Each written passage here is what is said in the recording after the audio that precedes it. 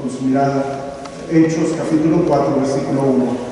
Hablando a ellos al pueblo, vinieron sobre ellos los sacerdotes con el jefe de la guardia del templo y los saduceos, resentidos de que se enseñasen al pueblo y anunciasen en Jesús la resurrección de entre los muertos. Y les echaron mano y los pusieron en la cárcel hasta el día siguiente, porque era ya tarde. Pero muchos de los que habían oído la palabra creyeron, y el número de los varones era como 5,000. Aconteció al día siguiente que se reunieron en Jerusalén los gobernantes, los ancianos y los sacerdotes, y el sumo sacerdote Anás y Caifás y Juan y Alejandro y todos los que eran de la familia de los sumos sacerdotes. Poniéndoles en medio, les preguntaron: ¿con qué potestad o en qué nombre habéis hecho vosotros esto? Entonces Pedro, lleno del Espíritu Santo, les dijo: gobernantes del pueblo y ancianos de Israel, puesto que hoy se nos interroga acerca del beneficio hecho a un hombre enfermo, de qué manera éste haya sido sanado, sea notorio a todos vosotros y a todo el pueblo de Israel que en el nombre de Jesucristo de Nazaret, a quien vosotros crucificasteis, a quien Dios resucitó de los muertos, por él este hombre está en vuestra presencia sano. Este Jesús es la piedra reprobada por vosotros los edificadores, la cual ha venido a ser cabeza del ángulo, y en ningún otro hay salvación, porque no hay otro nombre bajo el cielo dado a los hombres en el que podamos ser salvos. Vamos a orar. Señor, rogamos tu presencia con nosotros y sabiduría, discernimiento para poder entender tu palabra. Ayúdame, Señor, y quítame del medio para no estorbar. Sé tú, Señor, el maestro en esta noche, te lo ruego. Solamente que yo sea un instrumento, te lo pido. Bendice, Señor, el alma, la vida de cada uno de mis hermanos y hermanas aquí presentes, y que tu gracia y tu bendición sean sobre nosotros. En Cristo Jesús te lo ruego. Amén. Amén. Comienza el capítulo número 4, después de que usted y yo recordamos que lo que está sucediendo es que Pedro está predicando. Está allí, y según lo que hemos aprendido en las 2 semanas pasadas, Pedro hace un milagro. Bueno, sabemos que el milagro lo hace Dios. Dios utiliza a Pedro para hacer ese milagro, y vemos como esta persona, que era una persona que no podía caminar, era alguien que era cojo de nacimiento y se dedicaba a pedir limosna en la puerta llamada La Hermosa. Constantemente estaba allí y era una persona conocida. Según el capítulo número 4 hasta el final, dice en el versículo 22 que ya que el hombre en quien se había hecho este milagro de sanidad tenía más de 40 años. Algunos eruditos piensan que entonces este hombre llevaba probablemente más de 20 años siendo una persona que mendigaba o que pedía ayuda en ese pórtico, y toda la gente ya lo conocía, sabía que cuando iban al templo y que atravesaban la puerta llamada La Hermosa, ahí estaba precisamente este hombre. Y era un hombre muy conocido, era una persona de 40 años, una persona ya madura, una persona en la cual toda su vida había sido cojo, porque dice el versículo 2 del capítulo 3 que traído un hombre cojo de nacimiento, a quien ponían cada día la puerta del templo que se llama La Hermosa. Entonces viene este milagro, y este milagro va a ser un parteaguas en el ministerio o en lo que viene sucediendo en la vida de la iglesia. Recordamos que Pedro y Juan iban juntos a la hora novena, a la de la oración, y ellos venían a orar. Estaban ahí llegando aproximadamente a las 3 de la tarde, lo estudiamos anteriormente, y ellos van llegando ahí, se llega ese milagro, y entonces dice el capítulo 3 versículo 11 que teniendo asidos a Pedro y a Juan, el cojo que había sido sanado, todo el pueblo, dice la escritura, atónito concurrió a ellos al pórtico que se llama de Salomón. Es decir, ahí está toda la gente, y Pedro comienza a predicar. Lo vimos la semana pasada. Ahora, cuando Pedro está predicando y muchas personas están oyendo el mensaje que Pedro está dando, lo vimos la semana pasada, que era lo que conllevaba el mensaje de Pedro, dice ahora el capítulo 4, versículo 1, que hablando ellos al pueblo, vinieron sobre ellos los sacerdotes con el jefe de la guardia del templo y los saduceos. Ahora, aquí vamos que vino sobre toda la gente que estaba atónita, escuchando y viendo ese milagro que se había llevado a cabo a través de Pedro y de Juan. Y dice la Escritura que todo el pueblo vinieron sobre ellos, vinieron los sacerdotes con el jefe de la guardia del templo. Ahora, el jefe de la guardia del templo, resulta que había guardias para resguardar precisamente el templo. No necesariamente el interior, sino todos los atrios del templo. Y eso era para que cuando, no sé, venía algo, algún tipo de alboroto, entonces había una guardia que era como una policía interna que ellos se encargaban de resguardar el templo, para que no sucediera nada, para que no hubiera ladrones, para que no hubiera todo este tipo de cosas. Y esa era la guardia del templo. Ahora, cuando llega la guardia del templo, ellos llegan porque hay un alboroto. ¿Cuál alboroto hay? Bueno, resulta que toda la gente está atónita y están hablando y están escuchando hablar a un hombre. ¿Quién es este hombre? El apóstol Pedro, quien está anunciando, quien está predicando. Ahora, junto con el jefe de la guardia del templo, llegan esta secta que se conocían como los saduceos. Los saduceos eran así lo encontré en un libro. Dice, los saduceos eran la élite aristocrática y sacerdotal judía durante la época de Jesús. Eran personas muy ricas y poderosas y con gran influencia política que controlaban en su mayoría el templo y también el Sanedrín. Cuando nosotros vemos en los tiempos bíblicos, vamos a ver que hubo un desorden en cuanto a la manera de los sumos sacerdotes. ¿Se acuerdan que cuando el Señor Jesucristo, y aquí de hecho también lo vamos a encontrar, que está, de hecho vean por favor, versículo 6, dice, y el sumo sacerdote Anás y Caifás. Resulta que Anás y Caifás, ambos eran sumos sacerdotes que se iban turnando en el orden de los sumos sacerdotes. Ahora, ¿eso era conforme a la ley? No, eso era algo que habían violentado la ley de Dios, y ellos, por su influencia, por su economía, por su liderazgo, quisieron imponer cosas que iban en contra de la ley de Dios. A este grupo que tenía esa influencia, y sobre todo era porque eran personas con economía y con poder y con influencia política, controlaban gran parte del Sanedrín, pero no era algo bíblico. Aquí encontramos que llega entonces este grupo que se llamaban los saduceos. Ahora, ¿por qué es importante esto de los saduceos? Bueno, la razón es porque cuando nosotros estudiamos acerca de los saduceos, encontramos que los saduceos, ellos solo creían o solo aceptaban la Torá. Ellos no creían en los demás libros del Antiguo que ahora nosotros conocemos como el Antiguo Testamento. Ellos solo aceptaban la Torá. Ahora, ¿qué es la Torá?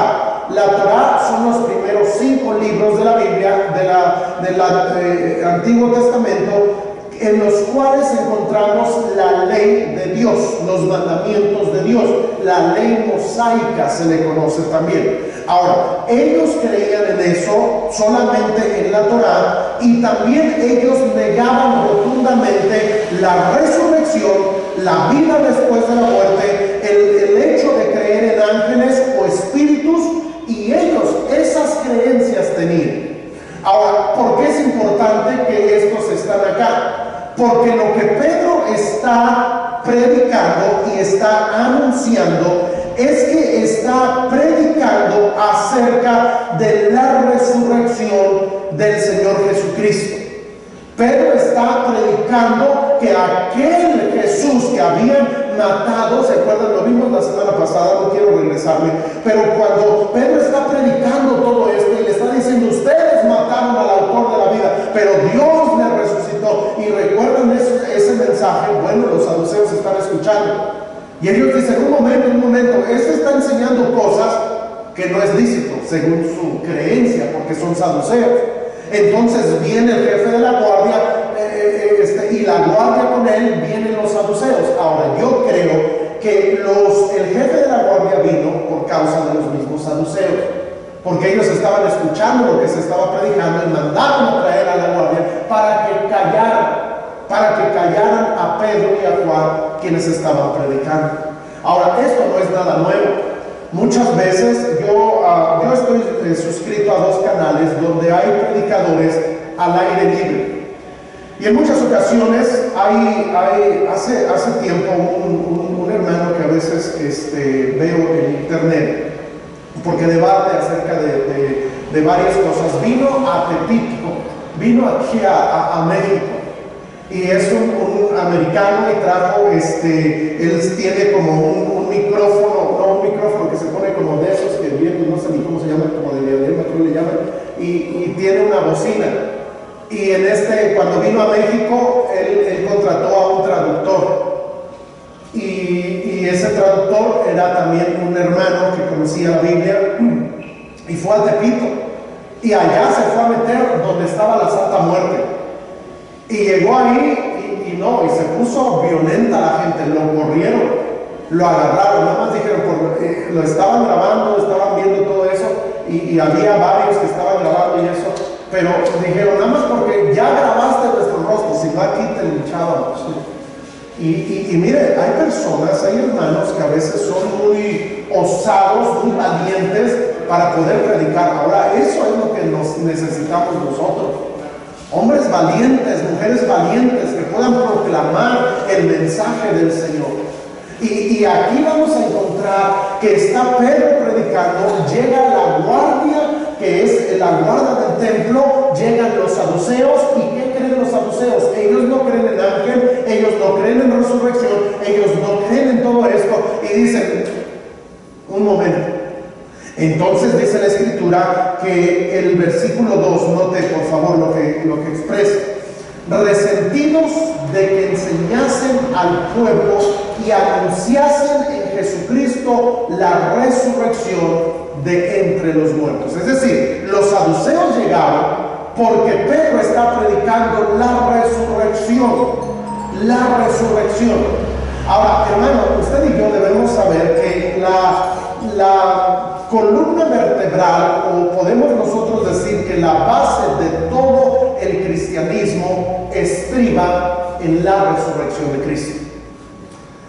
El apóstol Pablo, hablando de ese tema, él expresó, y síganme por favor brevemente, en 1 Corintios capítulo número 15, donde vamos a encontrar la definición del Evangelio, que el Evangelio, hermanos, según 1 Corintios 15, dice en el versículo 3 lo siguiente: porque primeramente os he enseñado lo que asimismo recibí, que Cristo murió por nuestros pecados conforme a las Escrituras, y que fue sepultado y que resucitó al tercer día conforme a las Escrituras. La definición del Evangelio, amados hermanos, y lo que se predicó y se predica hasta nuestros días, estriba en la muerte, la sepultura y la resurrección de Jesucristo. Nosotros, hermanos, nuestra creencia en el hecho de poder creer en Cristo como nuestro Salvador es el hecho de creer en su muerte, en su sepultura y en su gloriosa resurrección. Eso, amado hermano, es el Evangelio.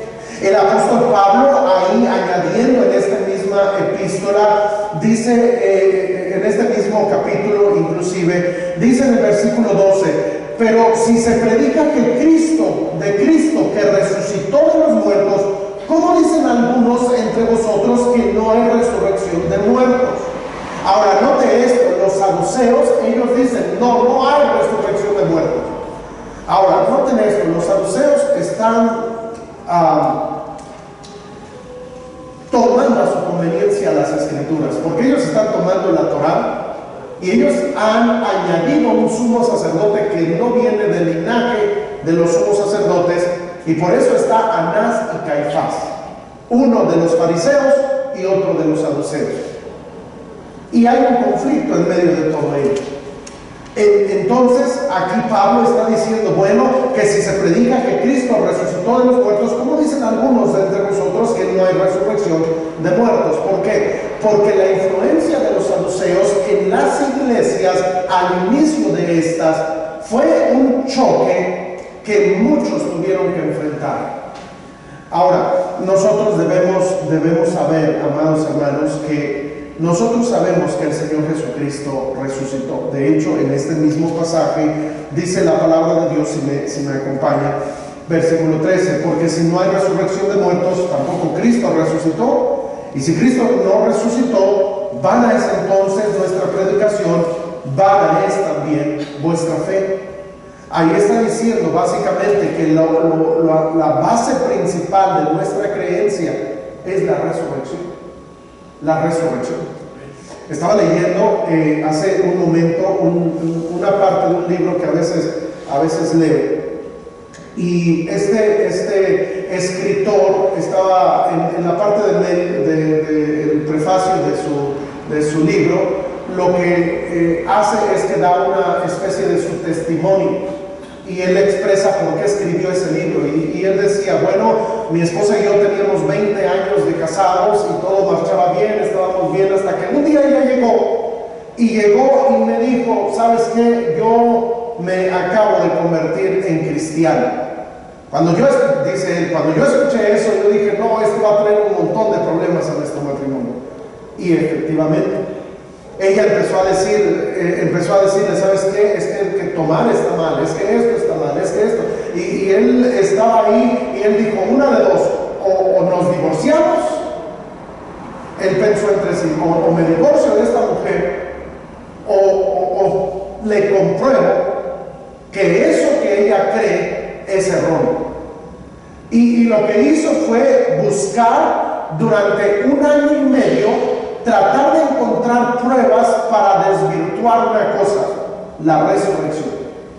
Y mientras él buscaba, indagaba, hizo viajes, estuvo en cosas históricas, él era abogado, y dice que mientras él estuvo buscando, en vez de que encontrara pruebas que negaran la resurrección, encontró pruebas que afirmaban la resurrección.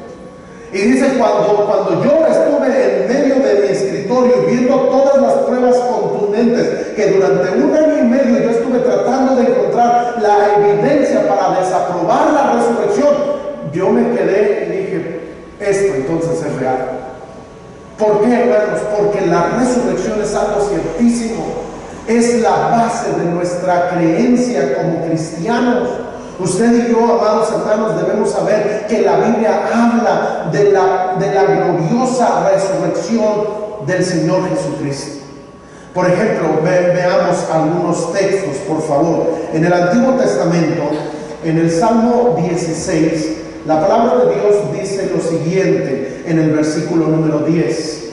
Salmo 16:10 dice, porque no dejarás mi alma en el Sheol, ni permitirás que tu santo vea corrupción. Me mostrarás la senda de vida, en tu presencia y plenitud de gozo, delicias a tu diestra para siempre. Este texto de David es un salmo mesiánico y está apuntando a Cristo, está apuntando a la persona del Señor Jesucristo, y el hecho de no dejarás mi alma en el lugar de los muertos, lo cual es la palabra Sheol, en lugar de los muertos, y después está diciendo, me mostrarás la senda de la vida.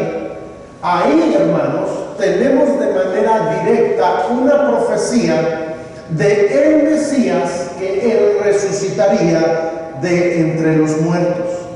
En Isaías capítulo número 53, versículo número 12, también la palabra de Dios dice lo siguiente. Isaías 53, recuerde que este es un texto mesiánico también. Dice en el versículo 12, por tanto yo la daré parte con los grandes, y con los fuertes repartirá despojos. Por cuanto derramó su vida hasta la muerte y fue contado con los pecadores, habiendo Él llevado el pecado de muchos y orado por los transgresores. El texto anterior lo que está hablando es de los sufrimientos que llevaría.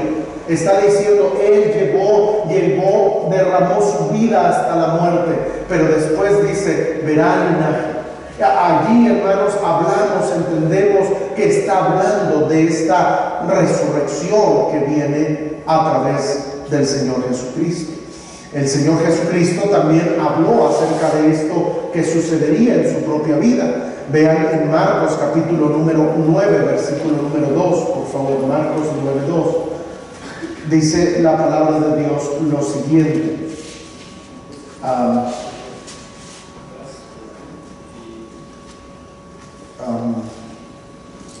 Perdón, déjenme ver, creo que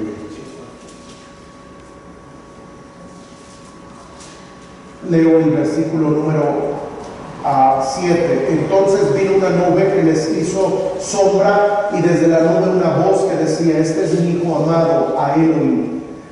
Luego, cuando miraron, no vieron más a nadie consigo, sino a Jesús solo. Y descendiendo ellos del monte, les mandó que a nadie dijesen lo que habían visto, sino cuando el Hijo del Hombre hubiese resucitado de los muertos. Ahí el Señor les está diciendo y les estaba anunciando, ¿saben qué? Esto no lo vayan a decir, la transfiguración, hasta que yo resucite de entre los muertos.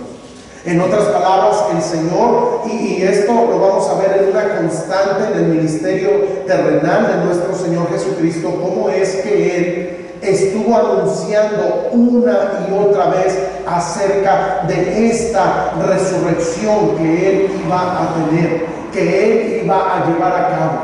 En Juan capítulo número 10 dice la palabra de Dios lo siguiente.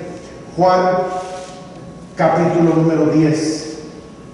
Versículo número 18 dice, nadie me la quita, sino que yo de mí mismo la pongo. Tengo poder para ponerla y tengo poder para volverla a tomar. Eso está hablando de la vida, está hablando de su resurrección. Y esa va a ser una constante que tenemos en el ministerio del Señor Jesucristo. De hecho, esto de la resurrección fue algo que predicaron, siempre fue predicado. Por ejemplo, vean por favor en Hechos capítulo número 2, versículo 32. Hechos 2:32. Pedro, hablando en ese primer discurso, dice, a este Jesús resucitó Dios, de lo cual todos nosotros somos testigos. Ahí está hablando Pedro, y Pedro, el énfasis en su predicación era la resurrección de Cristo. El texto que nos compete en esta tarde, en esta noche, en el versículo 2, en el capítulo 4, dice, resentidos de que enseñasen al pueblo y anunciasen en Jesús la resurrección de entre los muertos. Ahí está Pedro predicando. ¿Por qué? Porque vamos a encontrar que los discípulos lo que predicaban, lo que anunciaban, era la resurrección. El tema principal en la predicación de los apóstoles y de los discípulos era la resurrección. Vean por favor el apóstol Pablo en 1 Corintios 15, bueno, ya lo mencioné en el versículo número 12, dice, pero si se predica de Cristo que resucitó de los muertos. Es decir, Pablo predicaba la resurrección de Cristo. Lo vemos también con el apóstol Juan en Apocalipsis capítulo número 1, versículo 17. Dice la escritura también lo que anunció en este caso a Juan. Apocalipsis 1, 17 dice, cuando le vi, caí como muerto a sus pies, y él puso su diestra sobre mí, diciendo, no temas, yo soy el primero y el último, el que vivo y estuve muerto, mas he aquí que vivo por los siglos de los siglos, y tengo las llaves de la muerte y del Hades. ¿Quién está hablando? Cristo. En otras palabras, el mensaje central de la predicación de los apóstoles era la resurrección del Señor Jesucristo. Y tengo muchos más textos. Ahora, también debo señalar que hay no tan solamente la resurrección del Señor Jesucristo, sino en el texto que estamos viendo, si regresamos a Hechos capítulo número 4 versículo 2, está diciendo también que en Jesucristo vendría la resurrección de entre los muertos. Porque vean el versículo número 2, dice, regresamos Hechos 4:2, resentidos de que enseñasen al pueblo y anunciasen en Jesús la resurrección de entre los muertos. Es decir, no nada más enseñaban que Jesús había resucitado, sino ¿qué nos quiere decir esto? A ver, díganme ustedes, según lo que acabamos de leer, donde dice que anunciasen en Jesús la resurrección de entre los muertos, ¿a qué está haciendo referencia? Hermana Fide, ¿a qué hace referencia? A la salvación, pero también está haciendo referencia a la resurrección de aquel que cree en que Cristo resucitó. Porque miren, entendiendo esto, lo voy a leer otra vez. Y anunciasen en Jesús la resurrección de entre los muertos. En el texto original da un poco más de luz y lo que está anunciando es que aquel que cree en la resurrección de Jesús tiene una resurrección asegurada. Eso no era nada nuevo, porque la palabra de Dios nos va a enseñar, por ejemplo, en el Antiguo Testamento. En el libro de Daniel, capítulo número 12, la palabra de Dios dice lo siguiente, en el versículo, leo desde el 1, pero es el 2 y el 3. En aquel tiempo se levantará Miguel, el gran príncipe que está de parte de los hijos de tu pueblo, y será tiempo de angustia, cual nunca fue desde que hubo gente hasta entonces. Pero en aquel tiempo será libertado tu pueblo, todos los que se hallen escritos en el libro. Y muchos de los que duermen en el polvo de la tierra, ¿de quién habla? De los muertos.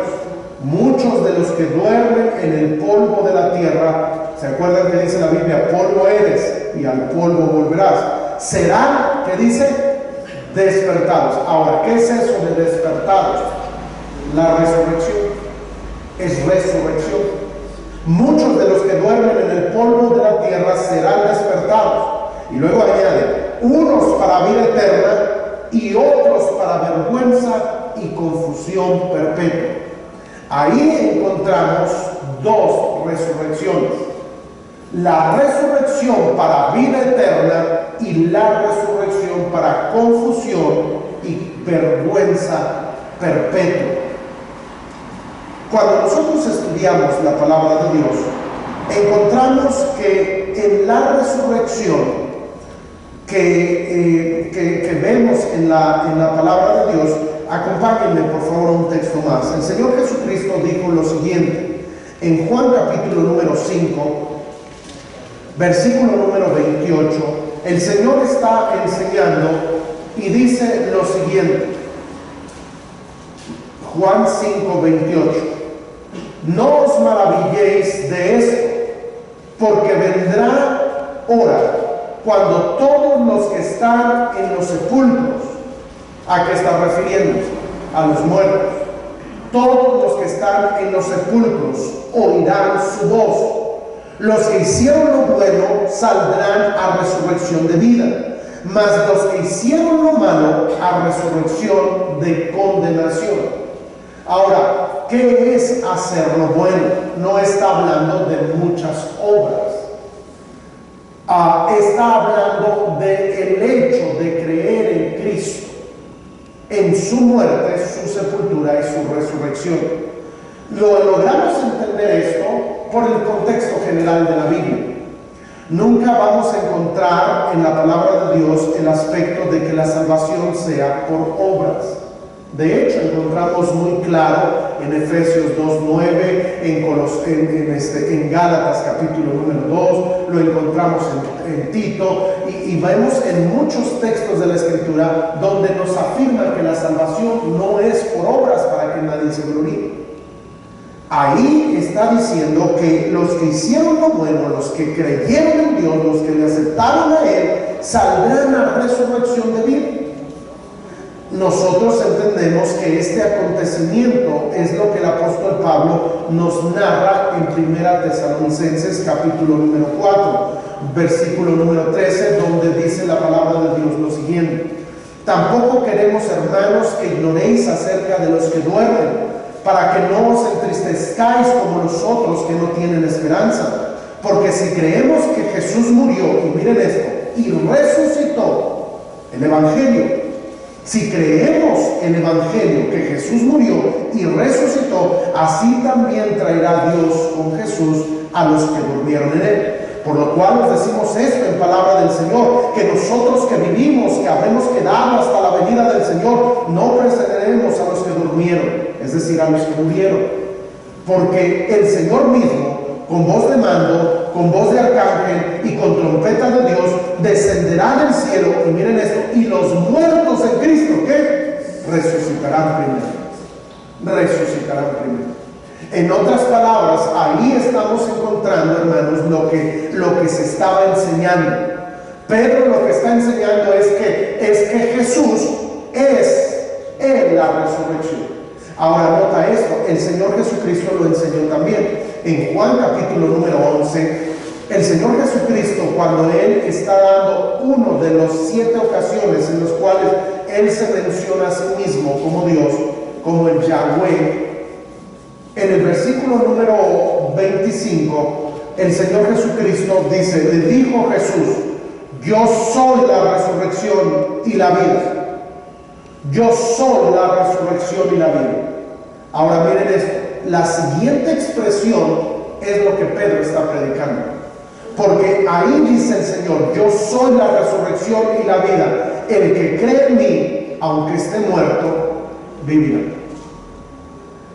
Cuando hablamos de que Pedro está siendo confrontado, es porque Pedro está predicando la resurrección de Cristo, y que a través de esta resurrección Cristo es capaz de resucitar a todo aquel que en él cree. Yo le pregunto a usted, ¿usted ha creído en Cristo, en su resurrección? Si usted lo ha hecho, mire, debe saber algo. Hay una esperanza que Dios le ha dado. Que si usted ahora no le deseo la muerte, pero todos, si el Señor no viene antes, todos moriremos. Pero saben, hay una esperanza. Mire, por eso es que un funeral de una persona fiel al Señor es un funeral hasta cierto punto de gozo.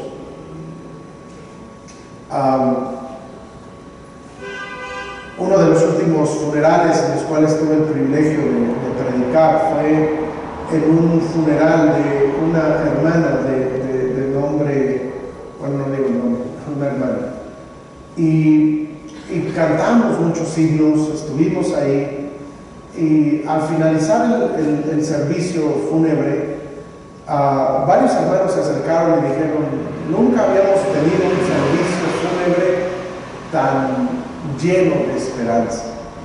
Ahora, yo no lo digo porque yo haya llevado a cabo el servicio, pero yo creo que los servicios fúnebres de alguien que ha sido salvo debe traer cierto tipo de alegría, porque ha pasado de muerte a vida, porque ya está en un lugar.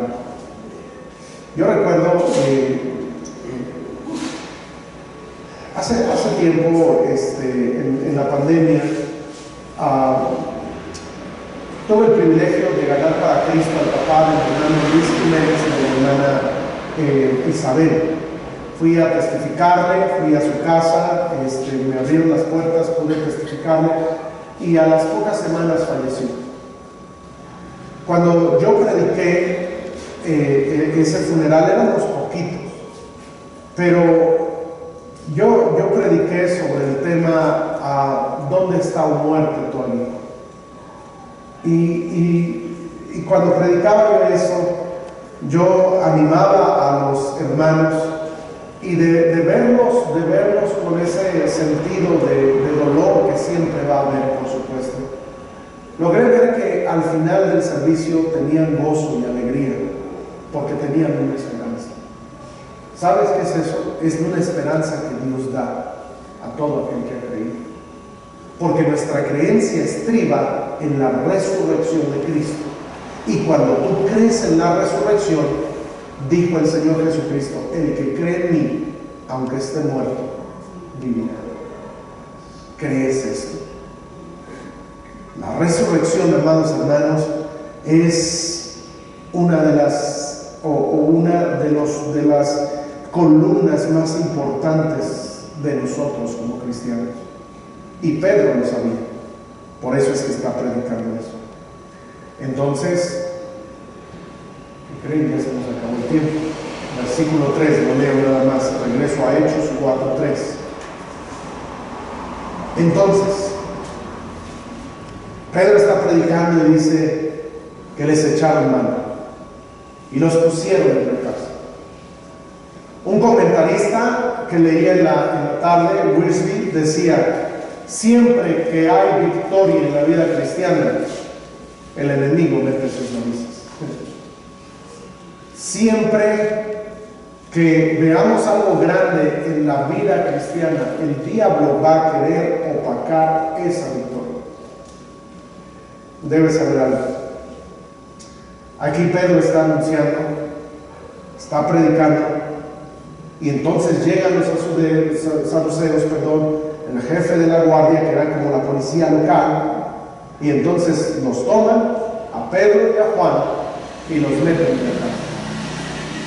Como ya era tarde, porque dice el versículo 3, porque era ya tarde, los pusieron en la cárcel hasta el día siguiente, porque era ya tarde. Debemos recordar que ellos llegaron a qué hora, ahí a la puerta de la Hermosa, ¿se acuerdan? A las 3. Ellos predicaron todo eso, pero ahora llega el punto en el cual ya es tarde. Todo esto que acabamos de narrar debió transcurrir no en 1 hora, 2 horas, sino un periodo de tiempo. Pedro predicó abiertamente, llega a la guardia, empiezan a hablar todo eso, y ya es tarde, los meten a la cárcel y dicen, bueno, mañana seguimos. Pero note esto, versículo 4. Pero muchos de los que habían oído la palabra creyeron, y el número de los varones era como 5,000.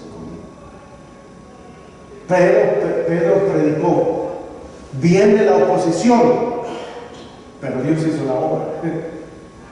¿Cuántos fueron salvos? 5,000. ¿Se acuerdan en el primer mensaje cuántos fueron salvos? 3,000. 3,000 habían sido salvos. Y estamos hablando en el momento en el cual, o sea, el milagro de que hablaran en diferentes idiomas y todo eso, 3,000 fueron salvos. Pero ahora, 5,000 varones. Ahora, yo he leído en algunas ocasiones que se dice, bueno, fueron 5,000 varones salvos y sin contar a las mujeres. Pero notemos algo.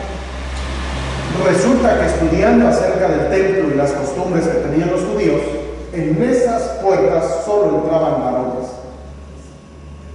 No había mujeres allí. Aún así, 5,000. Imagínense ver esa respuesta de la gente. ¿Sabes por qué? Lo iba a citar de memoria, pero mejor lo leo. Ve lo que dice Isaías 55. Isaías 55 dice la palabra de Dios en el versículo 6: buscad a Jehová mientras puede ser hallado, llamadle entre tanto que está cercano. Deje el impío su camino y el hombre inicuo sus pensamientos, y vuélvase a Jehová, el cual tendrá de él misericordia, y al Dios nuestro, el cual será amplio en perdón. Ahora, ¿cómo aplica esto a lo que estamos viendo? ¿Saben en qué estriba? En el mensaje que Pedro está dando. Porque les está diciendo, ustedes mataron al autor de la vida. Ustedes, ¿se acuerdan que de manera directa les está diciendo? Y después les dice, arrepentíos y convertíos. ¿Y qué hizo el pueblo? Se arrepintió y se convirtió. Entonces, dice el versículo número 8, porque mis pensamientos no son vuestros pensamientos, ni vuestros caminos mis caminos, dijo Jehová. Como son más altos los cielos que la tierra, así son mis caminos más altos que vuestros caminos, y mis pensamientos más que vuestros pensamientos.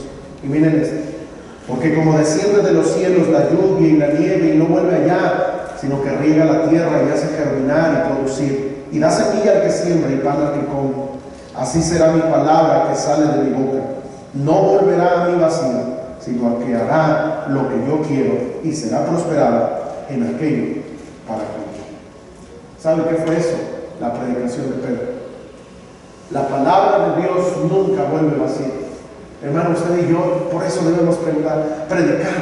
Mira, a lo mejor tu familia no quiere escuchar, no te canses de predicar. Sigue anunciando, sigue anunciando. A lo mejor ya no te van a querer invitar a las fiestas, ya no van a decir, no, ya se volvió ahí hermanito y esto y lo otro, vas a ser criticado. Mira, Pedro y Juan los llevaron a la cárcel. Pero ¿sabes lo que sucedió? La palabra de Dios no volvió vacía. Nunca la palabra de Dios vuelve vacía. Sigue predicando, sigue anunciando que la resurrección de Cristo. Porque eso es el evangelio de nuestro Señor. Que Dios nos ayude. Vamos a orar. Señor, ayúdanos a ser valientes. Ayúdanos, Señor, a poder predicar y saber que tu palabra nunca volverá a ti vacía, sino hará lo que tú quieres. Hay corazones duros, corazones difíciles, pero yo te ruego, Señor, que tú hagas conforme a tu buena mano. Transforma los corazones duros, aún los corazones dóciles, moldéalos y ayúdanos a nosotros a no avergonzarnos de predicar el glorioso evangelio de nuestro Señor Jesucristo, que estriba en su muerte, su sepultura y su gloriosa resurrección. Porque creyendo en la resurrección, creyendo en el evangelio, también nosotros, Señor, algún día has prometido darnos esa resurrección. En Cristo Jesús ruego que nos lleves con bien y nos bendigas. Amén. Muy bien, Dios les bendiga, hermanos, por favor salúdense unos a otros, los amamos en el Señor. Y ya hace frío, ya me dio frío, no me llegaba el frío hace un rato, pero ya me llegó. Dios les bendiga, muchísimas gracias. Los espero el sábado, no falten por favor a las 7 de la mañana para alistarnos para salir a repartir las tortas, por favor.